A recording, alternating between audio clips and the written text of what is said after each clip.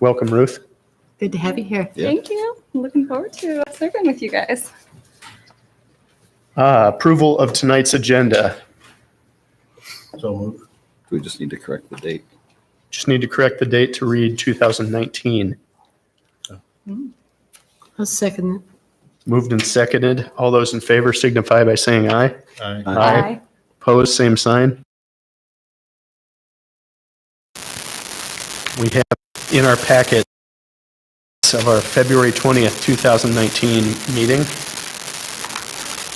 There are not any corrections or additions. I just want to mention one thing because I noticed, I think what might be just a spelling error on page 2, second, it says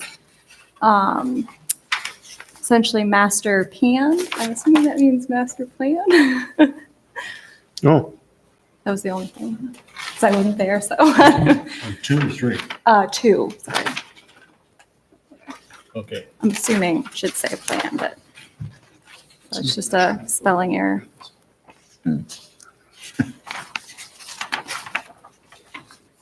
any other corrections or additions? Is there a motion to approve? Move approval. Second.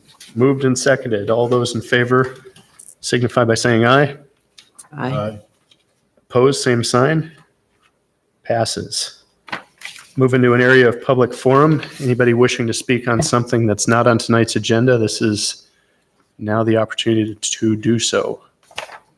Seeing none. Since this is our first meeting of the new planning and zoning year, we will do the election of officers.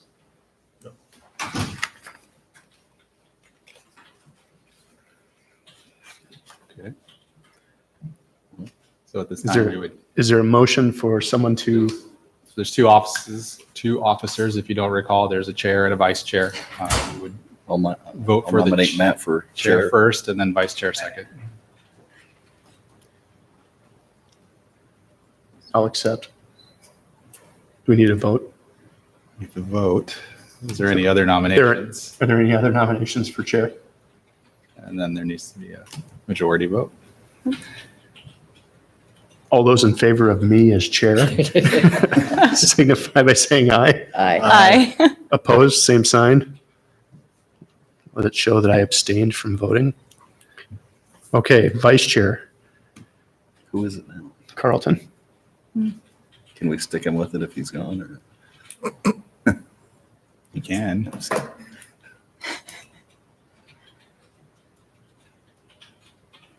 So they rotate every year? There's an election Or- every year. okay. Sometimes the individual continues on in the role. Sometimes they want to step aside and let someone else take that role. So the vice chair's responsibility is to run the meeting if the chair is gone, and that's solely the responsibility. I nominate Carlton as Yeah. the vice chair. Is there a second for Carlton as vice chair? I'll second that. Been moved and seconded for Carlton Basmanian to be vice chair of the Ames Planning and Zoning Commission. All those in favor signify by saying aye. Aye. Aye. Opposed, same sign. Passes. Also in this meeting, we review the bylaws. So if everyone's had a chance to look them over, nothing's changed in the last year, but it's an opportunity to ask questions or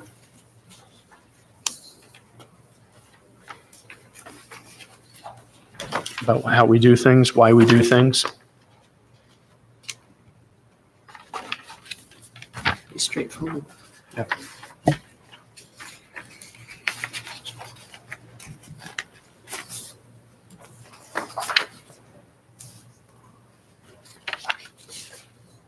Any comments or concerns on the bylaws?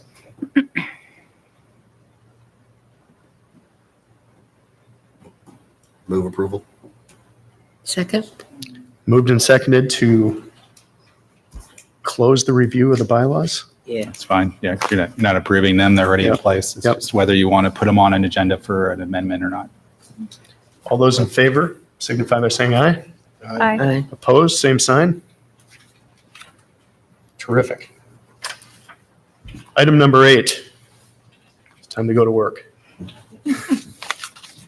Public hearing for the annexation of 108.14 acres located at the southwest corner of George Washington Carver Avenue and Cameron School Road.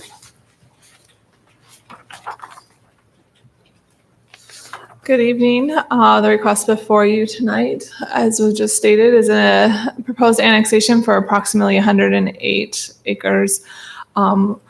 This is all currently owned by the Friedrich Properties. It is on the southwest corner of Cameron School Road and George Washington Carver. Ames Country Club and then Scenic Valley, to give you some kind of idea of what's surrounding this. This is 100% voluntary annexation, meaning all property owners, all properties included, are wanting to come in. Nobody is being brought in involuntarily. Back in, back in 2017, there was a master plan amendment to add this area to the North Growth location. The North Growth areas in the land use policy plan are not incentivized. Therefore, there's costs are primarily all the responsibility of the developer. At that time of that amendment, when it was added to the North Growth area, it was given this urban residential designation, this tan color, which is low to medium density, and a commercial node, which would allow up to approximately 10 acres for commercials that would serve kind of a convenience type commercial that just generally serve that area and not a regional larger commercial area. Also in 2017, a sewer study was done. There was a question if this area could even be served by sewer. There was some issues downstream that were found, and it was found that those could be corrected. And sewer, if those corrections are made, sewer can be extended and serve this property. As with any annexation, we reviews the area to make sure it can be served by utilities. I just addressed the sewer. Most of the things that were addressed in the traffic study they were a larger area that would be impacted by growth overall and not impacted directly by this. And so the build out and those changes were not directed until later down the line, some of them as far as 2040. What would be directly impacted by this property and what we're working through with the developer right now are widening at Cameron School Road and George Washington Carver. And then this intersection right here of those two roads, it's either going to need a stoplight or a roundabout. Both of those options would work for the needs that will be created. And so we're discussing that with the developer right now. These three other corners are in the county and will remain in the county. So they have some input as well that we've been working with them on.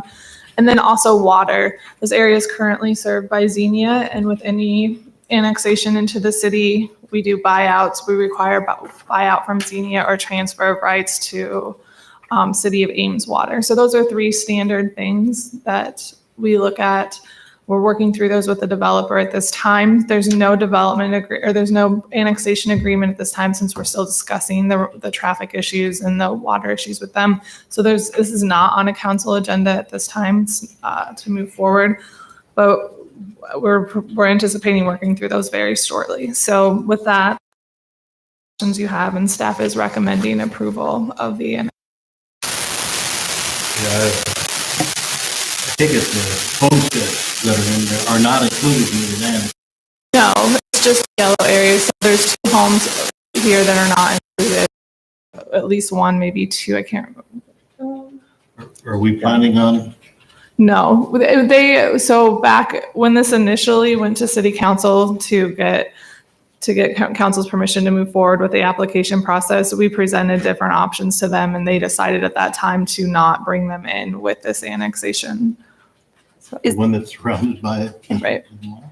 So this is all county and will remain county. So there isn't an issue of creating an island or peninsulas or anything. No, I'm talking about the separate Yeah. property. Yeah, this one, since this is county, the state code won't allow us to leave islands and doesn't like it when there's peninsulas. But since this whole area is county, that's not an issue. So whenever they do that annexation? If and when this would ever be annexed, they would have to come in. When? Yeah.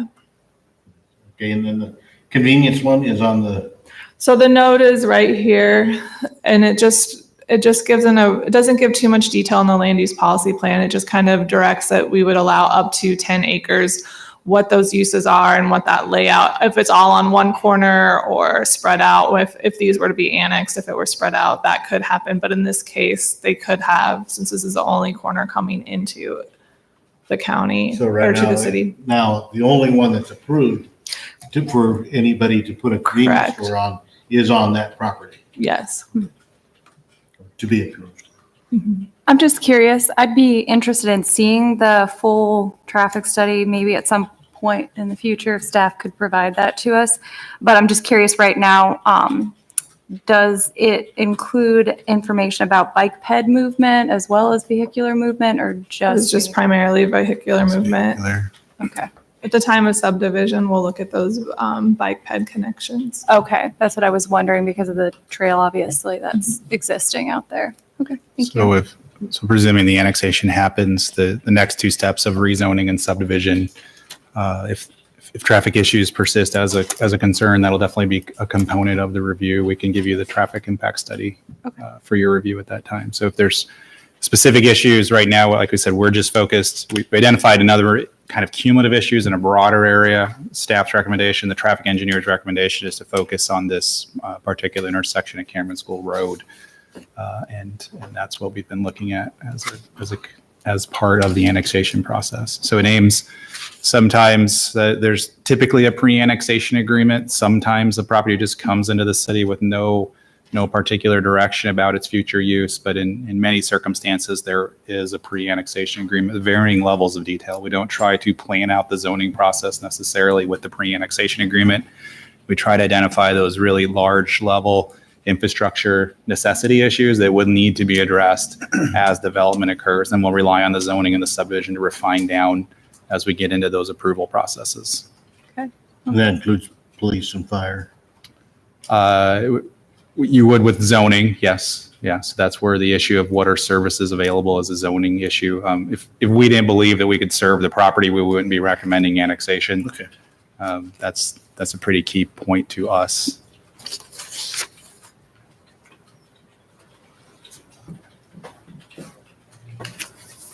Any other questions for Julie? And the only other thing you're recommending, low density or? Well, that's what the land use policy plan, the land designation that it was given, this urban residential, that's what it calls for. And the new lands, it's basically anything newly annexed in the city gets a new lands designation, and that's described as low to medium density in our land use policy plan. So when they come in for the property, it could be multiple zoning districts. It could be FSRL, it could be a planned residence district, or it could be FSRM. Plus the convenience commercial node itself would probably have a different zone. The traffic, just to give you an idea what was evaluated, the traffic study looked at 330 homes and about 50,000 square feet of commercial. So will that be the exact rezoning request? We'll have to see what that is. But that was what was given to us by the developer at this point, and what he was thinking was his likely level of development.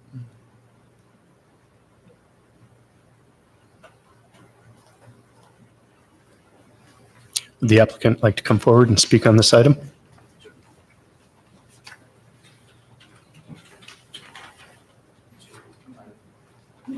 The right direction. Gonna fit.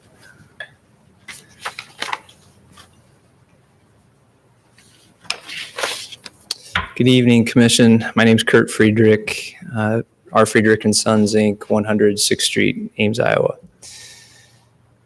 Thanks for considering our request here tonight. We're in agreement with staff. We think there's mutual benefit to pursuing an annexation here. The city obviously would like to see these properties come in to the city. We're immediately adjacent to the city, to scenic development, and basically mid-farm transitions to what you see here highlighted in color And I would say these are just concepts at this time. We have tried to work with the developer to the south to think about street connections into our development. And it is just a natural progression from the south that will continue what has been started there with likely additional family detached housing there to the north, immediately to the north and west. And we're anticipating maybe towards the north end, you can see some smaller lot property. We think there's a real need for a diversity of housing types in every subdivision and having some to meet different demographics as well as ranges. And so we're finding that there's a real need for additional housing stock to meet younger families and workforce, empty nesters that don't want the big lawn to take care of, but want something a little smaller, a little more reasonably priced, and coming with some benefits like lawn care and snow removal and those types of things. So that's what we're envisioning there. And then as we move to the east, you can see lot 1 is not really identified as in terms of use. So we're anticipating more townhome type development there. And then on lot 5, there some multifamily use that could be a variety of types, including perhaps 55 plus communities there. And then in the northeast corner, you can see just a preliminary concept for what the commercial area might look like. And I think that reflects approximately 6 acres of commercial land. So we're under the threshold of 10 that were anticipated there when the land use policy plan was modified here almost 2 years ago. So we're excited to bring this forward. And as Julie said, we're still in the middle of sorting out some important details. We don't have perfect clarity. I guess what I think we both agree on is we think it makes sense that this be in the city. But in terms of some of the infrastructure, we're still trying to sort out the right solutions for sewer, for water. There's sort of a unique situation here with water where Xenia actually has pipe in the ground of a larger size than it has in other parts of town. And they're very interested in servicing this area. So we're trying to connect Xenia and city staff to work through the ins and outs of that and what makes the most sense in this situation.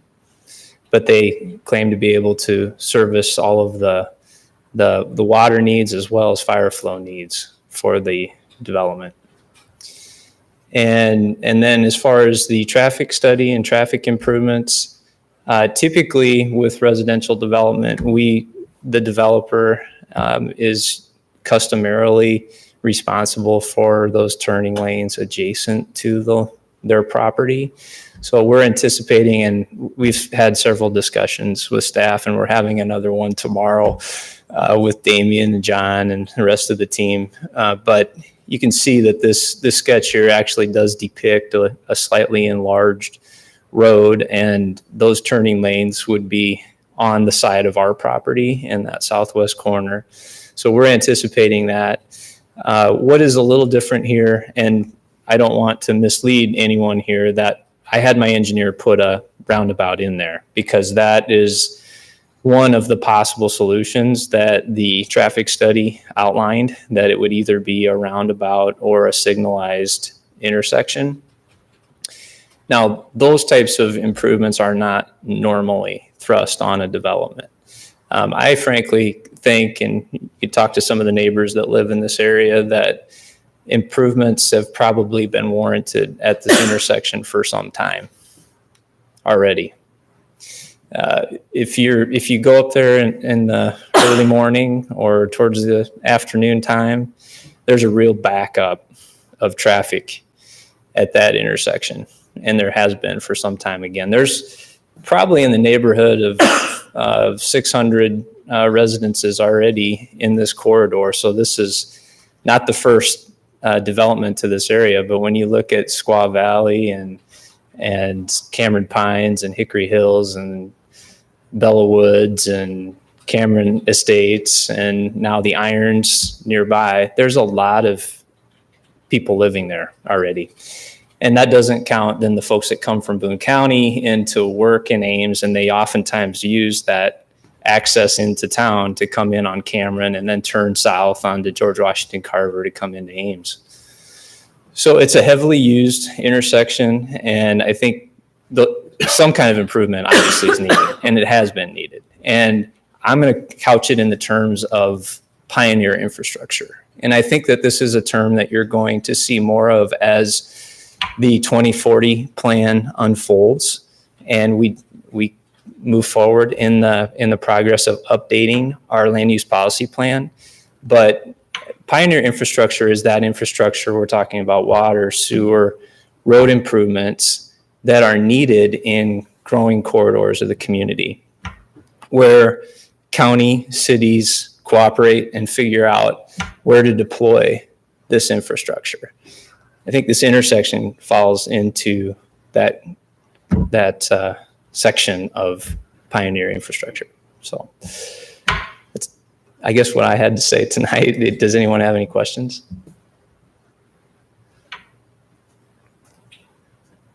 Thank you very much. Thanks, Kurt.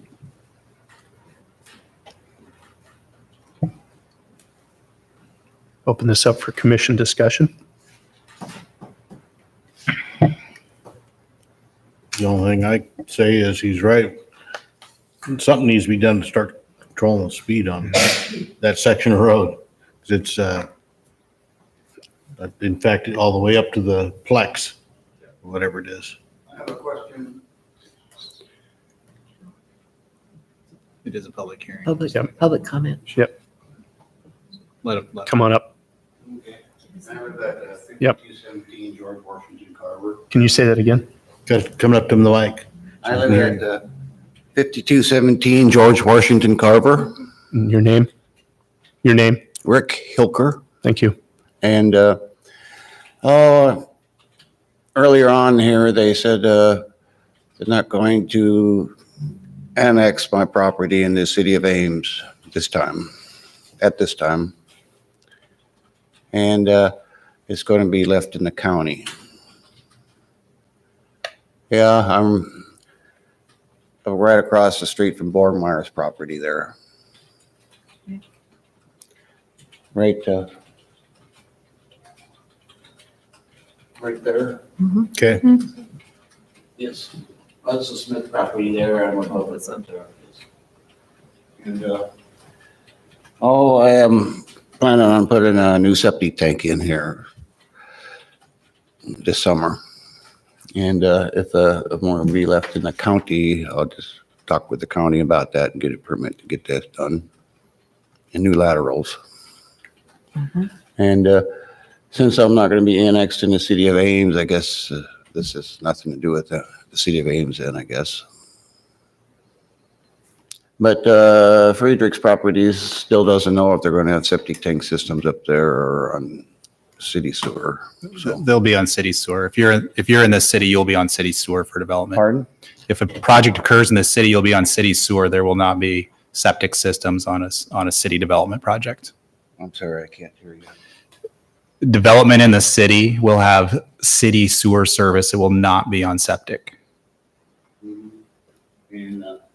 Friedrich's Properties? When they develop, there'll be extension of city sewer to serve those. Okay. How many years down the road is that going to be? We don't know that tonight. I'll just talk with the county.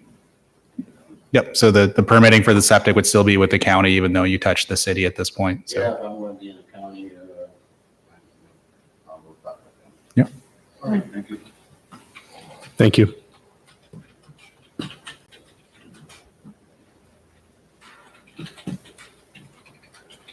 But if Borgemeyer's come in, he's going to have to go to city sewer. No, that's not exactly the way it works. He will be annexed, but you don't get kicked off of a septic system just because you're in the city. Okay. We're saying that new development that development, requires a okay. subdivision, you have to bring city infrastructure to serve those houses. Okay. Makes sense. Any further discussion or questions? I guess we'll look forward to when the development moves forward and kind of interested in seeing the actual traffic study because I have heard rumblings from residents who both live in the county and the city up north and very concerned about development up there and the traffic that is already existing. So it'd be good to kind of see more in terms of the numbers and such. So I feel like we have to just kind of set the stage Right. here a little bit. So there's a lot of comment that it's a deficient area for traffic now. This is not in the city. It is a county roadway system. So the concerns about what is viewed as county rural congestion is an issue for the Board of Supervisors. If it's annexed, we inherit that. That's why we're doing the traffic study. The traffic study does not identify, per city standards, a deficient intersection at this time. It's upon development of the site with the commercial node and everything else over time that it does exacerbate the conditions and does lead to need for more city type of infrastructure. So whether people would prefer something out there now versus how it is, that's again a Board of Supervisors issue. And at the same time, it's still 3 legs of an intersection that's in the county. The city has to coordinate anything that happens with the county to do that. So I just feel like we have to respond a little bit. We didn't have the traffic study for you tonight, but if you were to review that, existing conditions would not show an operational deficiency, which is what a traffic engineer would look at to define a condition of an intersection. And how you look at whether a traffic signal is triggered and how you look at whether a roundabout's better than a traffic signal if you're going to get out of a stop sign controlled intersection. That's the part of the analysis that was looked at in the traffic study. Okay. So whether it is today or not, maybe it's different opinions, but clearly as we continue to see growth in this area, absolute improvements standards. So does it take us, that takes us on right down the middle of the road or to the far side of the road? So at this point, the annexation, the right of way that is associated with the Friedrich properties is roughly half of the easement area that's for Cameron School Road and for GW Carver. So our jurisdictional boundary will be the middle of, for all intents and purposes, the middle of the road. Okay. So that's kind of how these kind of situations turn out. Maybe it's possible there's a little different configuration with the intersection itself, but it's most likely it's partial. And in the long run, I don't know if we've reviewed this, if you remember back in the fringe plan amendment, the big projection is that Stang Road continues through Borgmeyer and Hook intersection. So the city's always known that in that 2040 type of condition with development of the city and expansion of the Borgmeyer piece, at some point in the far future, a traffic signal, a signalized intersection would be necessary when you connect in an arterial street with a collector street. What this traffic study looked at was what's happening now with this proposal, because that wasn't part of the original north growth assumptions for this area. So there's been a series of evaluations over more than 2 years to get to tonight to try and set that stage for what's the minimum necessary to see this piece be able to develop in the future. Does Xenia have to transfer its rights in order for? So city policy is that if you annex to the city, you will be served by city water. And we need typically city water to provide city fire protection. So at this point, that's council policy. As Kurt mentioned, Xenia has a little different facilities here, and we're going to sit down and talk with them about what does that really mean?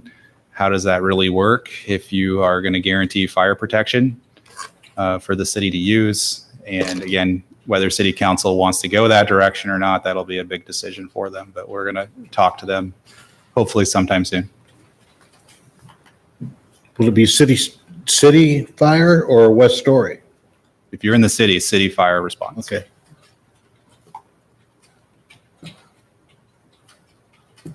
Yeah, once you're in the city, all services are city provided. There's no cooperative agreements for other entities to provide services to you. Except school. That's not a City. local government function. That's its own thing. If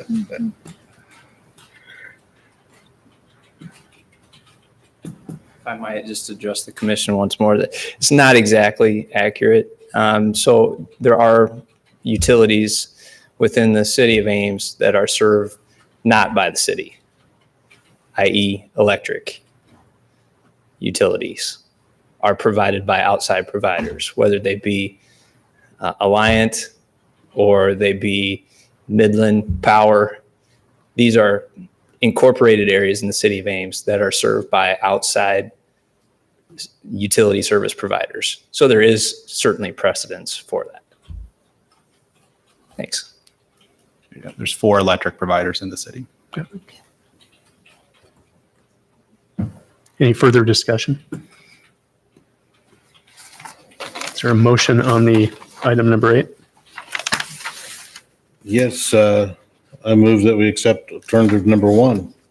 Planning and Zoning Commission can recommend that City Council approve the request voluntary annex, the 108.14 gross acres, all in Section 20 of Franklin Township, Story County, by finding that the proposed annexation is consistent with land use policy plan and urban fringe plan, subject to the developer's agreement to provide for sanitary sewer upgrades, transportation improvements adjacent to the site, and provisions for the territory transfer of water rights with Xenia.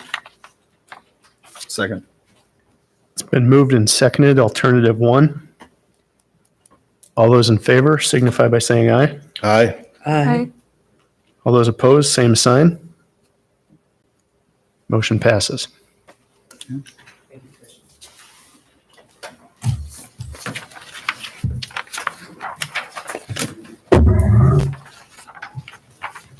Thanks, Julie.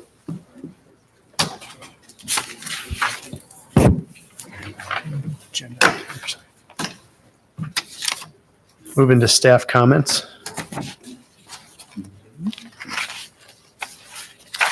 I handed out a memo before the meeting. We started to talk about it a little bit at your last meeting because of a series of tie votes. You asked for some consultation with the city attorney. I was able to complete that task this week, and I gave you a memo about their advice on how to deal with tie votes and more direction about how you deal with a majority vote. So because your role as an advisory body is to make a recommendation, it's a little different than if a motion fails, then a project fails. So his advice is, well, he's saying the requirement is to always have a majority vote for something to move ahead to city council. If there's a tie vote, we identified in here, there's the possibility of extending out the consideration for some amount of time until you think there's another voting member that would be present to break a tie. As we discussed, it was a little bit unique. In February, we had a vacant seat. It wasn't foreseeable when there might be another voting member. So what was done in February to have a majority vote to say there was no recommendation wasn't in proper advice was that shouldn't be our normal course of business, as the commission is really charged with making a recommendation, not saying we can't make one. So again, nothing was improper in February, but I hope this gives you a little more definition if it does come up again on how we could proceed. Can we include these with the minutes? We'll mention that a memo was provided about how to proceed with voting for ties. That's what the minutes would reflect.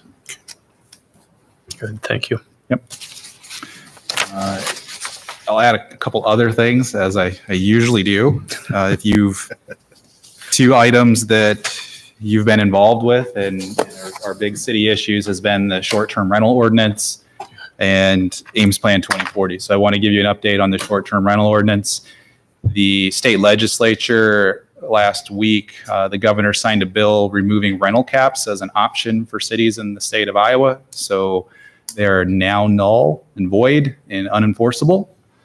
So that wasn't within your purview, but there was a number of related issues that come about with that. So when the final draft of the short-term rental ordinance was being presented to city council, that was lurking and they tabled reviewing that ordinance. So they have not taken it up. They have asked to pull out of the ordinance the use that was called vacation rental. So that was where a non-owner occupied house could operate essentially as a short-term rental with no owner present ever. And they want that pulled out of the ordinance. And to look at the other accessory use kind of functions where the primary owner is involved in the use of the property and the letting of those rooms. The main belief, my belief is why they did that is once the rental cap was eliminated, that meant vacation rentals could also go into those neighborhoods. And we had discussed for the whole time that vacation rentals wouldn't be able to go into those cap neighborhoods because the cap prohibited getting rental certificates. So that went away. That was a big change. So council took a step back. They will, on May 28th, look at that ordinance for the first time without vacation rentals in it. And then they'll have to give direction on whether to do first reading of that ordinance. And they did want some follow-up information about vacation rentals. As a result of the legislation, we've also changed it. It's no longer called short-term rentals. We don't want to confuse the fact that it's lodging, not a rental. So it's now called guest lodging instead of short-term rentals. The basics of what you looked at, what you recommended, how all the other workings about limits on apartments and all the other functions, that's still there. Really just the vacation rentals have been pulled out and it's been renamed. So that's going forward on the 28th. So it's possible it might come back to you if some other significant changes happen, but I think it'll move forward at this point. In a related matter, just so you're aware, City Council does intend to hold a workshop on June 18th to talk about occupancy controls as a result of the state legislation to remove the cap. So they're going to hold a workshop on the 18th and just in general discuss what does it mean for our rental code? What does it mean for our occupancy system that we established last year with the presumption that they wouldn't become over-concentrated areas. So again, you didn't look at the rental code. That's not in your purview, but sometimes these matters trickle into the zoning ordinance as well.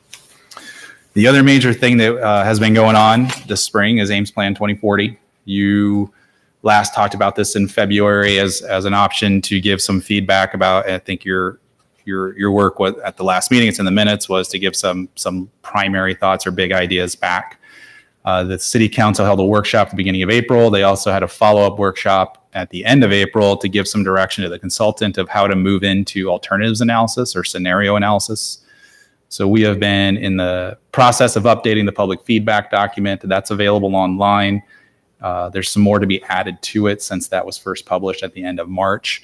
But the main direction from council was to have RDG look at about a population increase of about 15,000 people through the year 2040. And for our first effort of scenario analysis, it's to take that large group of people and discretely place them in a north, a west, an east, and a version of a south growth option.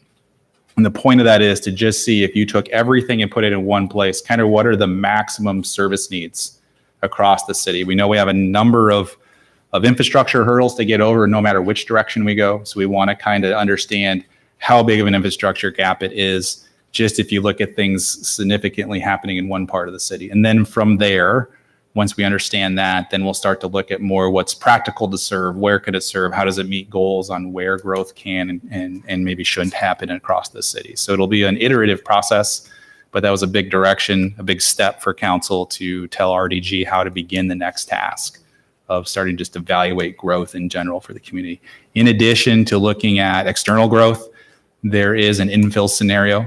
So there is a substantial amount of area that they said to have RDG look at what is redevelopable in the city, what are options for adding infill in different commercial or maybe medium or transition areas around the city. So that'll, at some point, when there's more information, we'll start to bring that back to you so you're aware of what's going on. Also, I don't expect new information from RDG and probably until July. So in your June meetings, I don't expect to present anything on Plan 2040 unless you have a specific request of us. And I've always mentioned that if there's something specific about Plan 2040 you want to discuss, please let us know. We can put it on the agenda and then there can be a discussion about it. But unless I have something to bring to you, I won't have it on the agenda each time. So that's the updates we have from our department right now. For significant projects, if you look at your upcoming agenda, we believe we will have a meeting on the first meeting in June. I can't talk about this in detail, but I just want to highlight number 6. this is if you're not familiar with this address, this is the regional mall site on the east side of I-35. So the property owner approached council in April to initiate an amendment to that development agreement, which is really a rezoning of the property to change that development agreement. So we're expecting that that'll be available for your review for the first time at the beginning of June. And we expect that to come forward. So because it's going to be on an agenda, I can't get into great discussion. If you want to go back and read the council report from the beginning of April, that'll give you some good background about the current requirements and what the developer is trying to do. Okay. So any other questions for me about things that are going on with the planning department? Okay. Anybody have anything for the go to the order? Is there a motion to adjourn? So move. We're adjourned.